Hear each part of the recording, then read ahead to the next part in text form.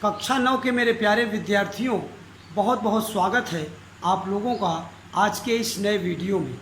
मेरे प्यारे विद्यार्थियों, आपको यह जानकर बड़ी खुशी होगी कि हमारा नियतकालिक परीक्षा का पाठ्यक्रम पूरा हो चुका है। आज हम लोग पुनरावृत्ति की ओर आगे बढ़ रहे हैं। मेरे प्यारे विद्यार्थियों, मुझे बहुत अच्छा लग रहा है कि आप लोग वीडियो देखने के बाद अपना नाम, क्लास और सेक्शन कमेंट बॉक्स में लगातार लिख रहे हैं। ये बात हमें बहुत अच्छी लग रही है। तो मेरे प्यारे विद्यार्थियों, आशा करता हूँ कि आप हमारे द्वारा बनाए गए वीडियोस का अवलोकन कर रहे होंगे और पूरा लाभ उठा रहे होंगे। प्यारे विद्यार्थियों, आज सबसे बड़ी समस्या जो हम लोग लेकर आपके सामने उपस्थित हैं, हमारी सबसे बड़ी समस्या ये है कि नियतकालिक परीक्षा पाठ्यक्रम की बात करें। आप यहाँ देख सकते हैं कि कक्षा 9, आज हम ये वीडियो कक्षा 9 के विद्यार्थियों के लिए कक्षा 9 विषय हिंदी भाषा और पाठ पीटी पाठ्यक्रम ब्रैकेट में है पुनरावृत्ति। तो पीटी का पाठ्यक्रम हमारा पूरा हो चुका है। कौन कौन से पाठ पीटी पाठ्यक्रम में आते हैं, सबसे पहले हम इसकी चर्चा करेंगे। दूसरी बात करेंगे नियतकालिक परीक्षा का प्रश्न पत्र किस प्रकार का होगा, किस तरह के प्रश्न आएंगे। तीसरी जो सबसे महत्वपूर्ण बात, उसको सबसे पहले करेंगे कि परीक्षा का जो पैटर्न है, जो तरीका है, वो कैसा हो सकता है। इन्हीं तमाम तरह की समस्याओं के साथ हम आपके बीच उपस्थित हैं। मेरे प्यारे विद्यार्थियों, ध्यानपूर्वक आप पूरे वीडियो का अवलोकन कीजिए। निश्चित रूप से पूरी तरह से आपके लिए लाभप्रद ये वीडियो रहेगा। सबसे पहली समस्या हमारी जो है, हम इस नए वीडियो पर चर्चा करें। इसके पूर्व जैसा कि हम हमेशा करते आए हैं, पुनरावृत्ति की चर्चा करें तो पत्र लेखन भाग 6 तक आपको प्राप्त हो चुका होगा वीडियो। पत्र लेखन भाग 6 की बात करें तो हमने अनौपचारिक पत्र भाग 4 और 5 में बताया था, उसके उदाहरण। हमने औपचारिक पत्र का उदाहरण आपको बताया है पत्र लेखन भाग 6 में। मेरे प्यारे विद्यार्थियों, इस बात का ध्यान रखेंगे कि औपचारिक पत्र में हमेशा चाहे अनौपचारिक हो चाहे औपचारिक हो, पूरी के पूरे पत्र को लेफ्ट साइड से इस साइड से लिखते हैं एक क्रम में, और सबसे अंत में अभिवादन लिखा जाता है। धन्यवाद के बाद प्रेषक जो है अपना नाम और क्लास सेक्शन लिखता है। अपनी व्यक्तिगत जानकारी हम पत्र में नहीं दे सकते इन बोर्ड एग्जामिनेशन, तो इसी तरह से हम अभ्यास भी करवाते हैं अपने बच्चों से क्लास में भी। बाद में आप लिखेंगे आपका आज्ञाकारी, मान लो प्रधानाचार्य को लिखेंगे, किसी को तो भौदीय प्रेषक, इस तरह से प्रार्थी, तो अपना नाम नहीं लिख के XYZ क ख ग अ ब श कुछ भी करके ऐसा करके आप लिखेंगे। धन्यवाद के बाद तो धन्यवाद देना जरूरी होता है औपचारिक पत्र में हमेशा से, इस बात को आप ध्यान रखेंगे। प्यारे विद्यार्थियों, आइए एक एक समस्या पर हम बातें शुरू करते हैं क्रमशः। सबसे पहली समस्या, हमारा पीटी का पाठ्यक्रम, हम उस पर चर्चा करेंगे। पहली समस्या ये है कि यदि पीटी का एग्ज़ामिनेशन हो रहा है अगस्त के फर्स्ट या सेकेंड वीक ही समझिए, तो या जब भी हो रहा है, तो प्रश्न पत्र का प्रारूप क्या हो सकता है। सबसे बड़ी बात ये, आप यहाँ पर लिख सकते हैं नियतकालिक परीक्षा। ये है नियतकालिक, ध्यान देंगे, नियतकालिक परीक्षा परधनिच्छा बराबर परीक्षा माध्यम, ये है माध्यम। अब यहाँ पर आप इसका आंसर लिखेंगे, प्रश्न के साथ उत्तर भी, एक समस्या के उसका समाधान भी देखते चलेंगे। यहाँ लिख सकते हैं ऑनलाइन, क्या लिखेंगे, ऑनलाइन। ये है आपका प्रश्न पत्र का माध्यम ऑनलाइन। दूसरी जो हमारी समस्या सामने आती है वो आती है प्रश्न पत्र ब्रैकेट में प्रश्नों के प्रकार। ये हमारी दूसरी समस्या है कि प्रश्न पत्र जो है, मतलब जो प्रश्न आएंगे, जो क्वेश्चंस रहेंगे, उनका प्रकार कैसा रहेगा, किस तरह के क्वेश्चन रहेंगे, उसका उत्तर लिख दीजिए। यहाँ पर आप केवल और केवल बहु, क्या लिखेंगे, बहु विकल्पीय प्रकार के मात्र माने ओनली या केवल केवल और केवल बहुविकल्पीय प्रकार के क्वेश्चंस रह सकते हैं, रहने की पूरी संभावना है कि जो क्वेश्चंस होंगे, जो प्रश्न होंगे वो बहुविकल्पीय प्रकार के होंगे। ये दो समस्या का आपका ही समाधान हो गया। अब तीसरी जो समस्या आती है कि लैंग्वेज और लिटरेचर के प्रश्न पत्र क्या अलग अलग होंगे? नहीं मेरे प्यारे विद्यार्थियों, भाषा और साहित्य दोनों के प्रश्न एक साथ एक पेपर में ही रहेंगे। ये है आपके लिए अगली जानकारी। अब हम तीसरी बात जो करते हैं वो बात सबसे महत्वपूर्ण बात आती है कि पाठ्यक्रम क्या होगा। पाठ्यक्रम क्या होगा? किसका पाठ्यक्रम? पीटी एग्जामिनेशन का पाठ्यक्रम क्या होगा। सबसे पहली बात जानकारी के लिए आपके बता दें कि सीबीएसई बोर्ड ने क्लास 9th के होल सिलेबस से, पूरे हिंदी विषय के सिलेबस से जो 30% रिड्यूस किया है, कम किया है पाठ्यक्रम को, मेरे प्यारे विद्यार्थियों, वो सारे के सारे पार्ट हिंदी साहित्य से ही हैं। भाषा पार्ट से कोई भी भाग कम या अलग नहीं किया गया है। जो 30% सिलेबस काटा गया है वो केवल और केवल साहित्य भाग से।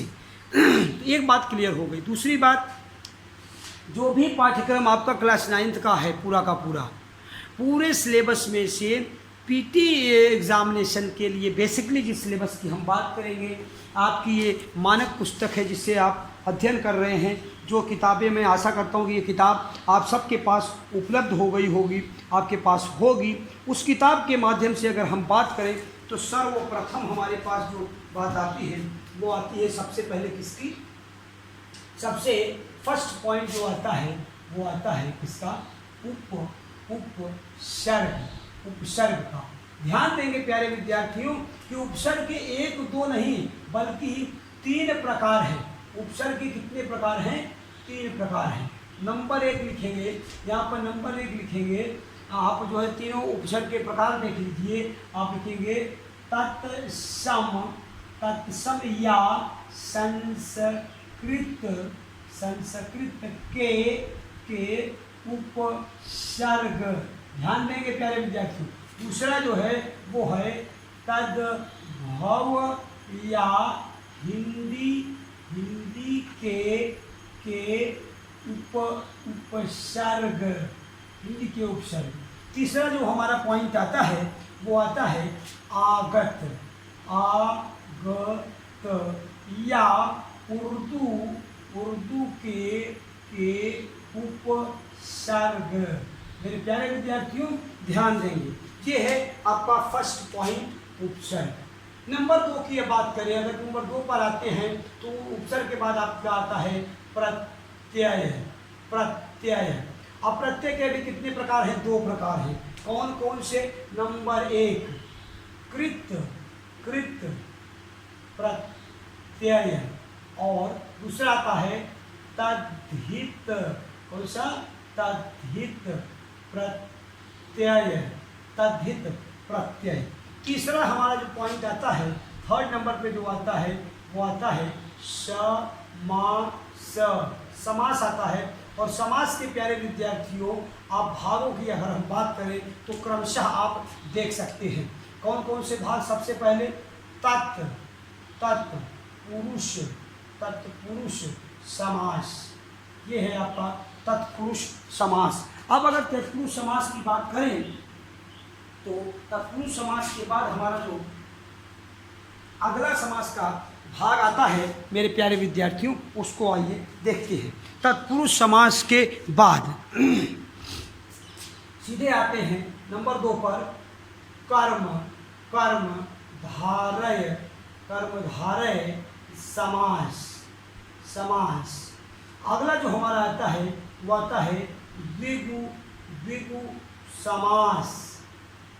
इसके ही भेद हैं। अब द्विगु समास के बाद हमारा जो आता है वो आता है अव्ययी भाव समास। ये आता है अव्ययी भाव समास। उसके बाद हमारा आता है द्वंद्व। ये है द्वंद्व। ये द्वंद्व 2 तरह से लिख सकते हैं आप। द्वंद्व ऐसे भी लिख सकते हैं द्वंद्व ऐसे भी लिख सकते हैं, द्वंद्व समास।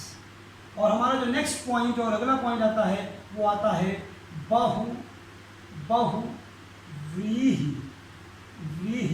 समास। बहुव्रीहि समास, ये है आपका बहुव्रीहि समास। ये अगर हम यहाँ पर देखें तो यहाँ हम तत्पुरुष समास की बात करें तो इसके 6 उपभेद हैं कारक के आधार पर। इसके आधार पर, कारक के आधार पर।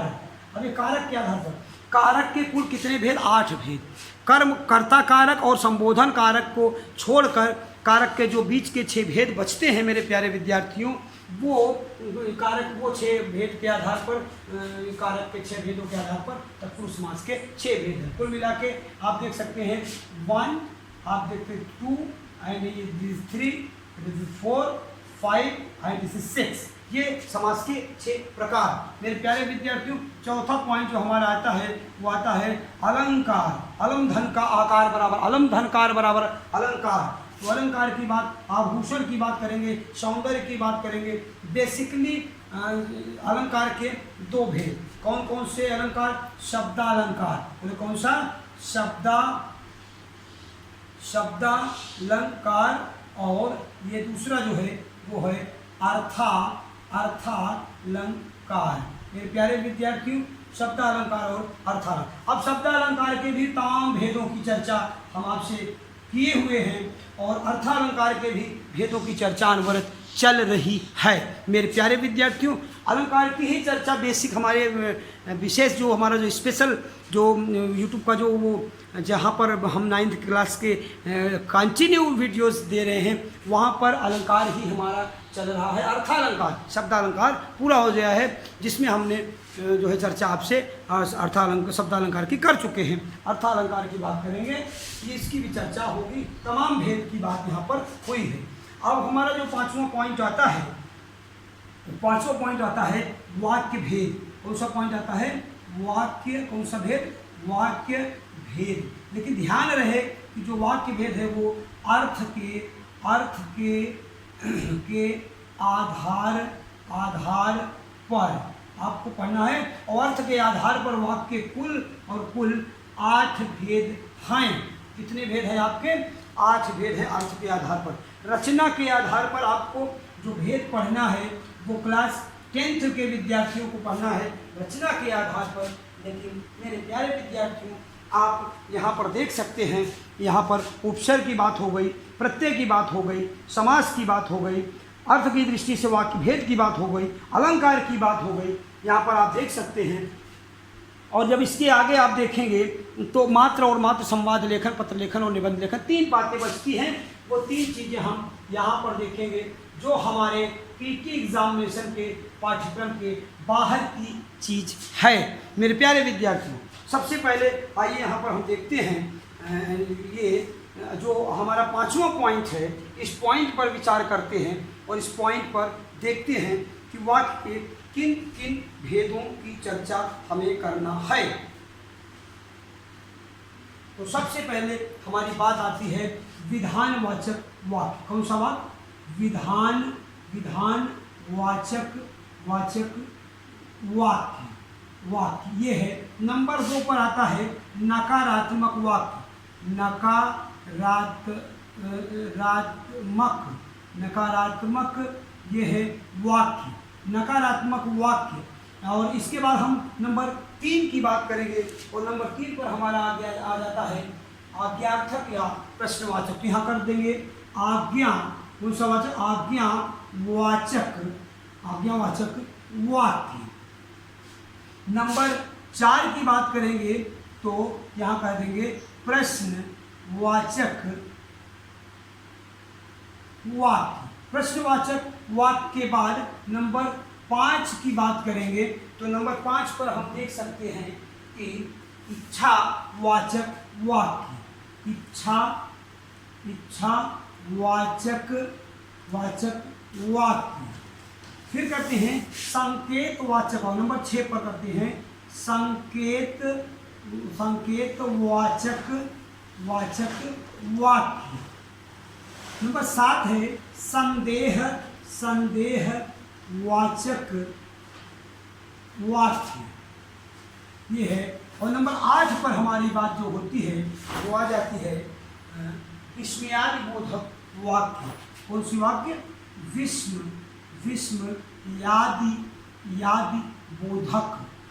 विस्मयादि बोधक वाक्य। मेरे प्यारे विद्यार्थियों, आप देख सकते हैं कि आपके पीटी का जो कोर्स है वो आपके सामने है। तो पीटी के संपूर्ण कोर्स की बात अगर हम करें तो ये हम आपके सामने लिख चुके हैं। मेरे प्यारे विद्यार्थियों, इसको आप पूरी तरह से यहाँ देख सकते हैं कि आपका जो पीटी का कोर्स है वो यहाँ पर सबसे पहली बात कि नियतकालिक, ये है नियतकालिक।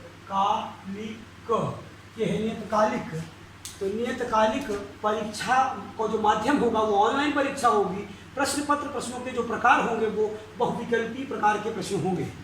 पाठ्यक्रम में उपसर्ग, प्रत्यय, समास, अलंकार, वाक्य भेद, इसकी चर्चा आपसे पीटी के पाठ्यक्रम में होने की पूरी संभावना बन सकती है। मेरे प्यारे विद्यार्थियों, 3 पॉइंट हमारा यहाँ बचता है। वो 3 पॉइंट को हम यहाँ पर ले सकते हैं और आप देख सकते हैं। तो इससे क्या हो जाएगा कि संपूर्ण पाठ्यक्रम का एक जो खाका है, जो एक स्वरूप है, वो आपके सामने यहाँ पर आ जाएगा। तो एक बार हम यहाँ पर उसको लिखने की कोशिश करते हैं। नंबर 1 पर यहाँ जो पहला स्टार बन रहा है वो किसके लिए बन रहा है? वो बन रहा है पत्र लेखन के लिए। नंबर 2 जो स्टार बन रहा है वो बन रहा है निबंध लेखन के लिए। और नंबर 3 जो तीसरा स्टार, 3 स्टार की बात जो कर रहे हैं वो है संवाद लेखन की बात हो रही है आपसे मेरे प्यारे विद्यार्थी। ये संपूर्ण पाठ्यक्रम है क्लास 9th का। केवल 2 चीज़ें यहाँ पर बचती हैं। चौथा पॉइंट बनाकर उसको भी हम लिख सकते हैं, अपठित काव्य खंड तथा गद्य, अपठित पद्य तथा गद्य। तो यहाँ काव्य की जगह आप पद्य कर सकते हैं। क्या कर सकते हैं? अपठित पद्य तथा अपठित गद्य।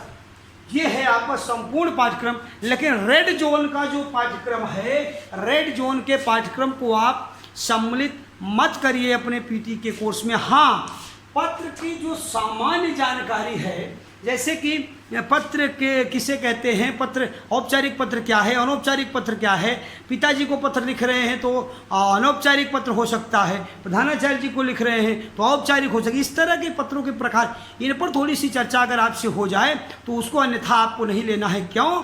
क्योंकि पत्र लेखन आपको पढ़ाया जा चुका है। पत्र लेखन भाग 6 तक का वीडियो प्यारे विद्यार्थियों आपको उपलब्ध हो चुका है। तो पत्र लेखन पर अगर आपसे प्रश्न पूछ लिया जाए तो आप नहीं कर सकते, आपको बताना चाहिए होगा और आपको बताना भी चाहिए। किस पर? पत्र लेखन पर। अगर अन्य पाठ्यक्रम की बात करें, दूसरे पाठों की बात करें, अपठित गद्यांश या पद्यांश की बात करें, संवाद लेखन की बात करें, निबंध लेखन की बात करें, तो इनकी चर्चा आपसे होना लाजमी नहीं है। क्यों? क्योंकि इनकी चर्चा आप मेरे YouTube चैनल पर भी नहीं हुई है, आपको वीडियो भी नहीं उपलब्ध हुआ है। इस पर चर्चा होने की कोई संभावना नहीं बननी चाहिए। ये आपका संपूर्ण पाठ्यक्रम है और इस संपूर्ण पाठ्यक्रम में आपका जो पीटी का पाठ्यक्रम है वो हमने आपको बताया। थोड़ी सी चर्चा आप देख सकते हैं कि प्रत्यय पर जो चर्चा होगी वो तत्सम, संस्कृत के उपसर्ग। अब हम एक एक पॉइंट को लेंगे, तत्सम के उपसर्ग, तद्भव उपसर्ग, अगर एक शीर्षक को एक रिवीजन में लेंगे। और मुझे आशा है, विश्वास है कि मैं पूरे परिश्रम से अपने विद्यार्थियों को समझाऊंगा और आपको इसका पूरा का पूरा लाभ नियतकालिक परीक्षा में आप उठाने में सक्षम होंगे, समर्थ होंगे, लाभप्रद होगा आपके लिए। कब? जब हम एक पॉइंट का रिवीजन कराएंगे और आप सबको रिवीजन में करते जाएंगे। नोट कॉपी आप बना चुके होंगे, अपने रिवीजन में अभ्यास करते रहिएगा। एक चीज़, दूसरी चीज़, जो नहीं बनाए हैं, जो बच्चे अब जुड़ रहे होंगे वो अपना लिखते जाएंगे रिवीजन के माध्यम से भी। तत्सम उपसर्ग, संस्कृत के वे उपसर्ग, वे शब्द जो सीधे सीधे हिंदी में प्रयुक्त हो रहे हैं उन्हें तत्सम कहते हैं। लेकिन तद्भव उपसर्ग वो है जो हिंदी के, अब देखिए हिंदी की उत्पत्ति संस्कृत हुई तो हिंदी का संबंध संस्कृत से है ही, लेकिन संस्कृत के वे शब्द जिनको उच्चारण की सुविधा के लिए, प्रयोग की सुविधा के लिए, जिनमें थोड़ा सा परिवर्तन करके हिंदी प्रयुक्त हो रहे हैं वो तद्भव के उपसर्ग हैं। आगत उपसर्ग उन्हें कहते हैं जो विदेशी भाषाओं से जिन शब्दों को हमारे हिंदी भाषा में ले लिया गया है वे हमारे आगत उपसर्ग हैं। आगे की चर्चा करें अगर कि प्रत्यय, तो कृत प्रत्यय क्रिया के द्वारा जो क्रिया शब्दों में जो जुड़कर प्रत्यय बनते हैं वो कृत प्रत्यय हैं। तद्धित प्रत्यय, उसके अलावा संज्ञा सर्वनाम विशेषण के साथ जो प्रत्यय बनते हैं वो तद्धित प्रत्यय हैं। समास के 6 भेदों को आप देख ही रहे हैं। अलंकार के शब्द अलंकार अर्थालंकार देख रहे हैं। वाक्य के 8 भेद ये अर्थ के आधार पर देख रहे हैं। ये पूरा का पूरा आपका पाठ्यक्रम है मेरे कक्षा 9 के प्यारे विद्यार्थियों। आशा करता हूँ कि आप वीडियो देखेंगे, अपना नाम, क्लास और सेक्शन जरूर लिखेंगे। इसी आशा और विश्वास के साथ कि आप घर में होंगे, सुरक्षित होंगे और खूब परिश्रम कर रहे होंगे, हमारे द्वारा किए गए परिश्रम का खूब लाभ ले रहे होंगे। मेरे प्यारे विद्यार्थियों, इन्हीं शुभकामनाओं के साथ आज के लिए इतना ही। मिलते हैं नेक्स्ट वीडियो में, तब तक के लिए धन्यवाद।